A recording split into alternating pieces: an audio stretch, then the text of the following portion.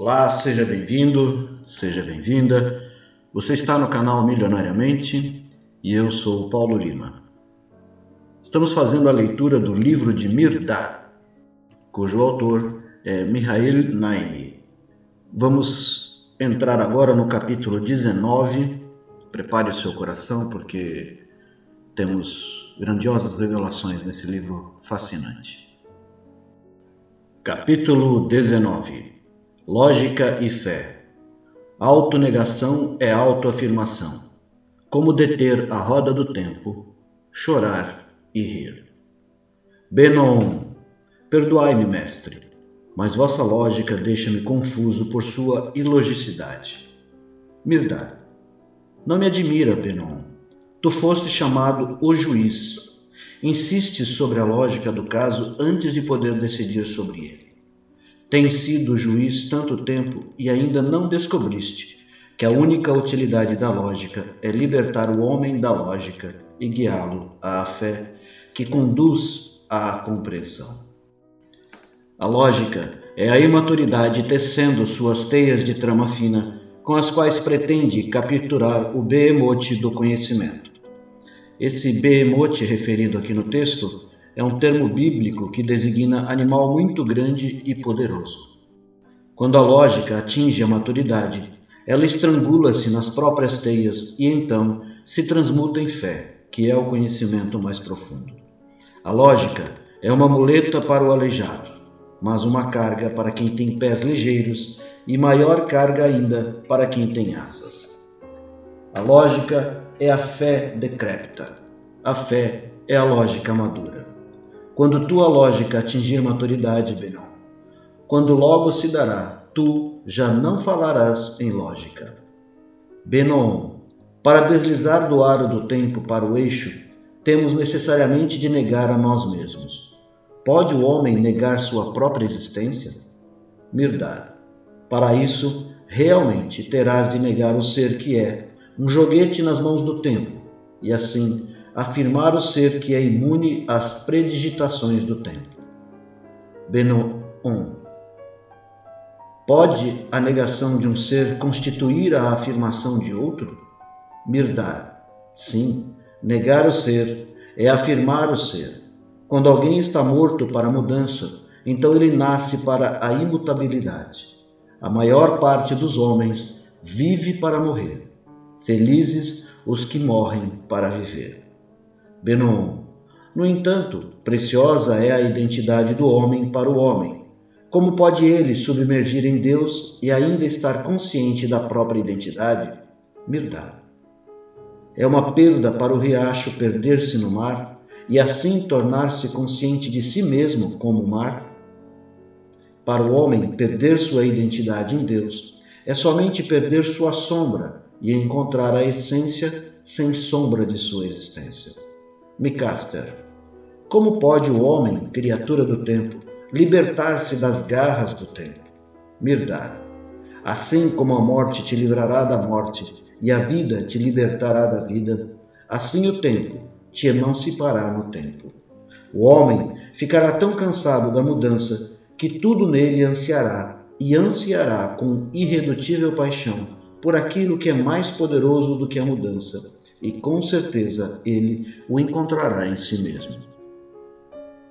Felizes os que anseiam, pois estão já no limiar da liberdade. É a eles que busco, é para eles que prego. Não vos escolhi porque ouvi vosso anseio? Porém, ai daqueles que impulsionam as voltas do tempo e tentam encontrar nisso sua liberdade e paz. Tão logo sorriem pelo nascimento, já são forçados a chorar pela morte. Tão logo se saciam e já são exauridos. Mal acabam de capturar a pomba da paz e ela se transforma em suas mãos no abutre da guerra. Quanto mais pensam que sabem, menos em verdade conhecem. Quanto mais avançam, mais na verdade retrocedem. Quanto mais alto sobem, mais baixo caem. Para esses, minhas palavras serão vagos e irritantes murmúrios. Serão como orações no hospício ou como tochas acesas diante de cegos. Enquanto também eles não ansiarem pela liberdade, não abrirão os ouvidos para as minhas palavras. Rimbal. Não só abristes os ouvidos, mestres, mas também o coração. Perdoai o rimbal surdo e cego de ontem. Mirdar. Suprime as lágrimas, rimbal. Uma lágrima não se torna um olho que procura por horizontes além dos domínios do tempo e do espaço. Deixai que aqueles que riem quando sentem as cócegas nos dedos astutos do tempo chorem quando sua pele for despedaçada pelas unhas dele. Deixa que aqueles que dançam e cantam à radiante mocidade cambaleiem e gemam às rugas da velhice. Deixa que os foliões nos carnavais do tempo cubram a cabeça com cinzas nos funerais do tempo. Tu, porém, deves sempre estar sereno. No caleidoscópio da mudança, procura somente o imutável. Nada há no tempo que valha uma lágrima. Nada há que valha um sorriso. Tanto a face que sorri como a que chora são igualmente indecorosas e distorcidas. Queres evitar o sal das lágrimas? Evita então as contorções do riso. Uma lágrima, ao evaporar, torna-se uma risadinha. Uma risadinha, quando condensado, torna-se uma lágrima. Não sejas nem volátil para a alegria, nem condensável para a tristeza, mas serenamente igual para ambos. Capítulo 20. Para onde iremos depois que morrermos? Do arrependimento. Micaster. Mestre, para onde vamos depois que morremos? Mirdad. Onde estás agora, Micaster? No ninho da águia. Pensas tu que este ninho da águia é grande o bastante para conter-te? Pensas que esta terra é o único lar do homem? Vosso corpo, embora circunscrito ao tempo e ao espaço, foi extraído de tudo o que está no tempo e no espaço. Aquilo de vós que veio do sol, vive no sol. Aquilo de vós que veio da terra, vive na terra. E assim é com todas as outras esferas e os ínvios espaços entre elas. Só o tolo gosta de pensar que a única morada do homem é a terra e que as miríades de corpos que flutuam no espaço são meros ornamentos para a morada do homem e distração para seus olhos. A estrela da manhã, a Via Láctea, as Pleiades não são menos moradas para o homem do que esta terra. Cada vez que elas emitem um raio que lhe penetra os olhos, elevam-no até elas. Cada vez que ela passa debaixo delas, atrai-as para si. Todas as coisas estão incorporadas no homem, e o homem está, por sua vez, nelas incorporado. O universo é um só corpo. Comungai com a menor partícula dele, e comungareis com tudo. Assim como morreis continuamente enquanto viveis, assim vivereis continuamente quando mortos. Se não neste corpo, então em um corpo de outra forma, mas continuareis a viver em um corpo, até serdes dissolvidos em Deus, ou seja, até que tenhais vencido toda a mudança. Micaster. Voltamos a esta terra enquanto viajemos de mudança em mudança? Mirdad. A lei do tempo é repetição. Aquilo que uma vez ocorreu no tempo está fadado a ocorrer de novo e de novo. No caso do homem, os intervalos podem ser longos ou breves, dependendo da intensidade, do desejo e da vontade de repetir de cada homem. Quando passais do ciclo conhecido como vida para o ciclo conhecido como morte, carregando convosco sedes insaciadas pela terra e fomes que não estão fartas das paixões terrenas, então o magneto da terra vos atrai novamente a seu seio. E a terra vos amamentará, e o tempo vos desmamará, vida após vida e morte após morte, até que vós mesmos vos desmameis de uma vez por todas por vossa própria vontade e consentimento. Abimar. Tem nossa terra poder sobre vós também, mestre? Pois vós vos assemelhais a um de nós. Mirdad. Eu venho quando quero, e quando quero me vou. Venho para libertar os arrendatários da terra de sua escravidão à terra. Micaion. Quero ser desmamado para sempre da terra. Como poderei fazê-lo, mestre? Mirdad. Amando a terra e todos os seus filhos. Quando o amor for o único saldo de todas as suas contas com a terra, então a terra te dará a quitação de teu débito para com ela. Micaion. Mas amor é apego, e apego é escravidão. Mirdad. Não.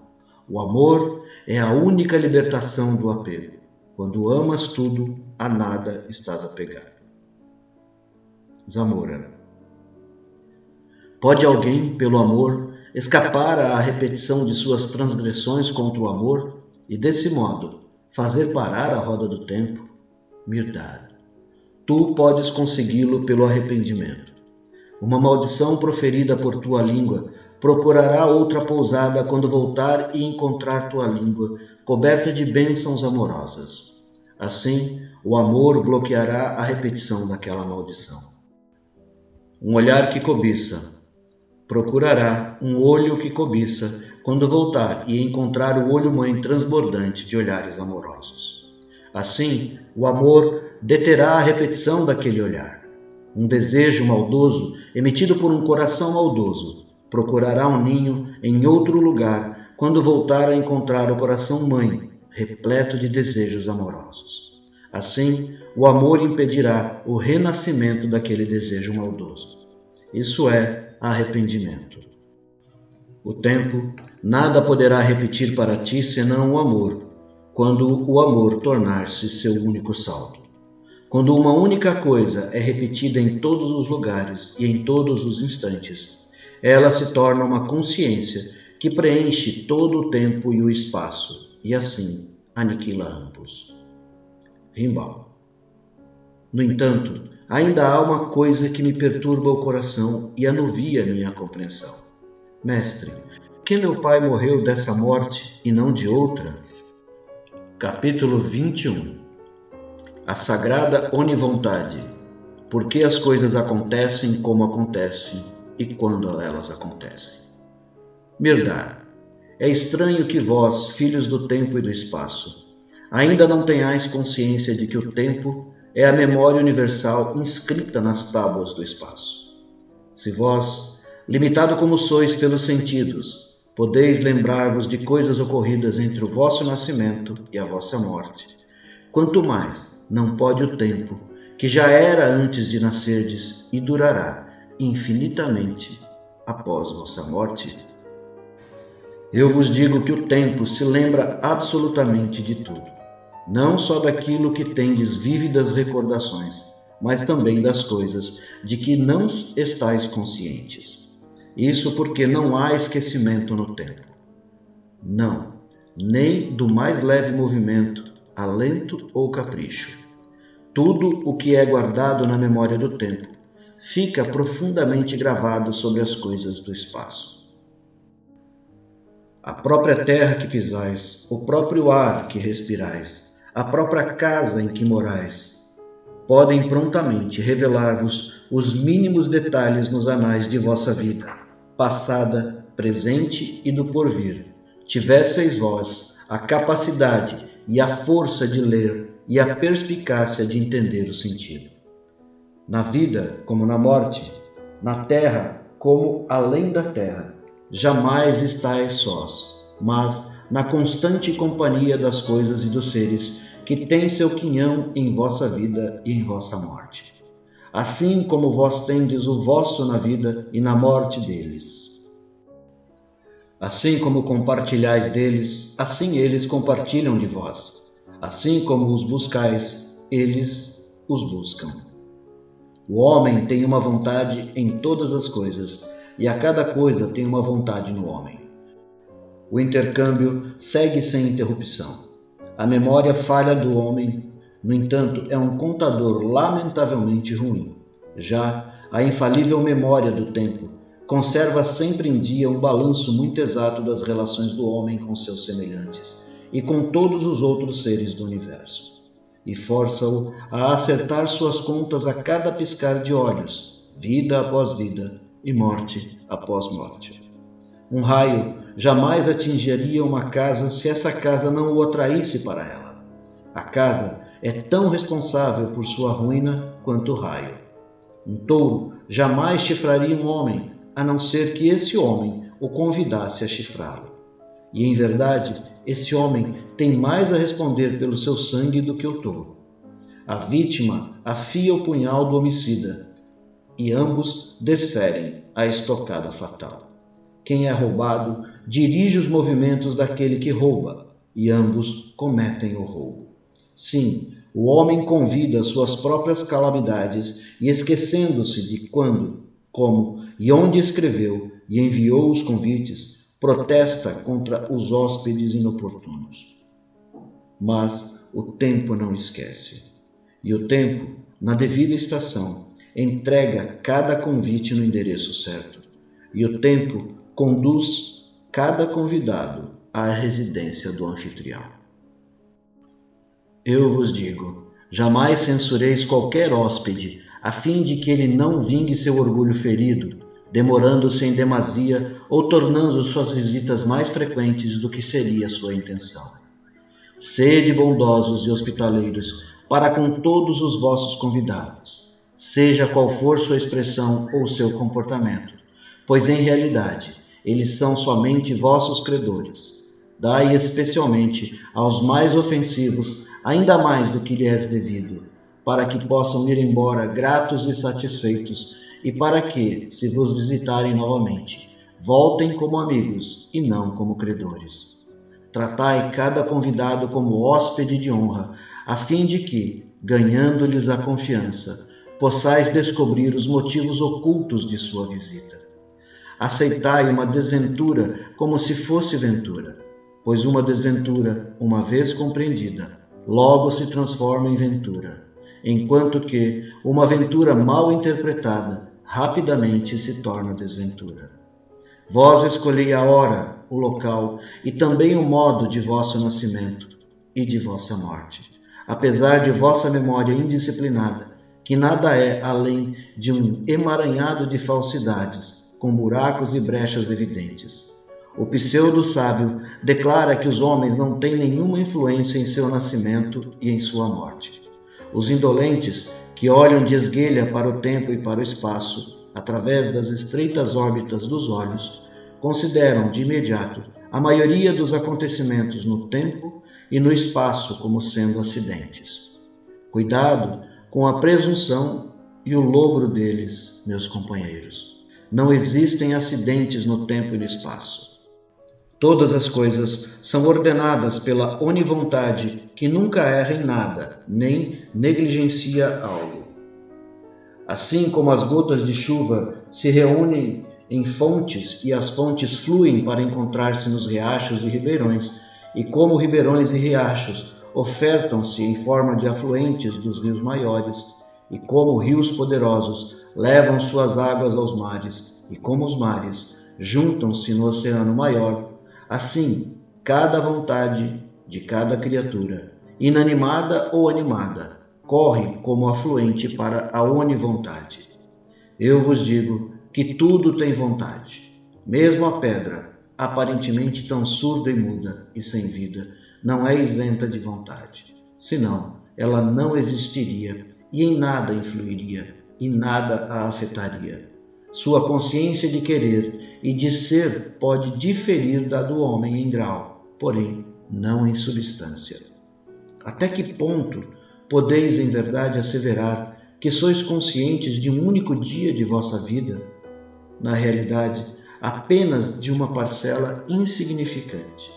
Se vós, dotados de cérebro, memória e meios de registrar emoções e pensamentos, ainda sois inconscientes da maior parte de um único dia de vossa vida, por que vos admirais de que a pedra seja tão inconsciente de sua vida e vontade?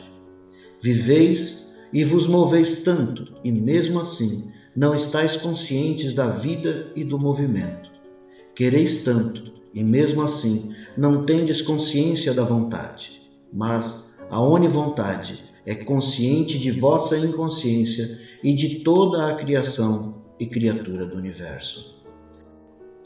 Como é seu costume, a onivontade se redistribui a cada momento de tempo e a cada ponto de espaço, devolvendo a cada homem e a cada coisa aquilo que ele ou ela desejaram, nem mais nem menos, quer o tenham querido conscientemente ou não. Os homens, porém, por não o saberem, consternam-se muito frequentemente com o que lhes pede como quinhão da sacola da onivontade, que tudo contém. E os homens protestam com tristeza e culpam, desalentados, o destino caprichoso. Não é o destino, ó monges, que é caprichoso, pois o destino não é mais que outro nome da onivontade. É a vontade do homem que ainda é muito caprichosa, muito instável e muito incerta de seu curso. Hoje se precipita para o Oriente e amanhã para o Ocidente. Aqui rotula esta coisa como sendo um bem e ali deprecia como sendo um mal. Agora aceita este homem como amigo, somente para combatê-lo mais tarde como inimigo. Vossa vontade não deve ser caprichosa, meus companheiros. Sabei que todas as vossas relações com as coisas e homens são determinadas pelo que quereis deles e pelo que eles querem de vós. E o que quereis dos homens e das coisas determina o que eles querem de vós. Portanto, já vos disse antes e vos digo agora: tomai cuidado com o modo como respirais, com o modo como falais, com o que desejais, pensais e fazeis, porque vossa vontade está escondida, até mesmo em cada respiração, em cada palavra, em cada desejo, pensamento e ação. E o que está oculto de vós está sempre manifesto à onivontade. Não queirais obter de nenhum homem um prazer que para ele seja uma dor, para que vosso prazer não vos doa mais do que a própria dor. Nem queirais obter de coisa alguma um bem que para ela seja um mal, para que não estejais querendo um mal para vós. Desejai, sim, o amor de todos os homens e de todas as coisas, pois somente com ele vossos céus serão erguidos e a compreensão alvorecerá em vosso coração, permitindo assim a iniciação de vossa vontade nos maravilhosos mistérios da onivontade. Até que vos torneis conscientes de todas as coisas, não podereis ser conscientes da vontade delas em vós, nem de vossa vontade nelas. Até que vos torneis conscientes de vossa vontade em todas as coisas e da vontade delas na vossa, não podereis conhecer os mistérios da onivontade. E até que conheçais os mistérios da onivontade, não deveis pôr a vossa contra ela, pois certamente sereis os perdedores. Saireis de cada encontro com cicatrizes e inebriados de fel, e buscareis vingar-vos somente para acrescentardes mais cicatrizes às antigas e fazer transbordar a taça de fel.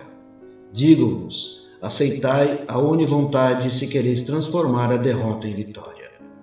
Aceitai, sem um murmúrio, todas as coisas que de sua sacola misteriosa caírem para vós. Aceitai-as com gratidão e com a fé de que são a parte justa e devida que vos cabe na onivontade. Aceitai-as com a vontade de compreender seu valor e seu significado. E quando compreenderdes os caminhos ocultos de vossa própria vontade, compreendereis a onivontade. Aceitai o que não conheceis, para que isso vos auxilie a conhecê-lo. Ressentir-vos contra ele, e continuará sendo um quebra-cabeça irritante. Deixai que vossa vontade seja uma serva da onivontade, até que a compreensão torne a onivontade uma serva de vossa vontade. Assim eu ensinei a Noé, assim eu vos ensino. Fim do capítulo 21. Por se tratar de um capítulo dois capítulos na verdade, bastante profundos, nós vamos encerrar por aqui, para que, se for o caso, você ouça novamente, para tentar decifrar as sublinhas, o subliminar que existe em cada palavra de meditar. Eu peço neste momento, com o meu coração pleno em amor, ou buscando me conectar a esta amorosidade, ciente de que somos falhos, ciente de que temos muito a caminhar. Eu apelo ao Criador, ao Deus maior, à única fonte, aquilo que existe. Nada existe além dele, nada existe além de Deus. A nossa sentença amorosa é retornar ao Criador, à criação.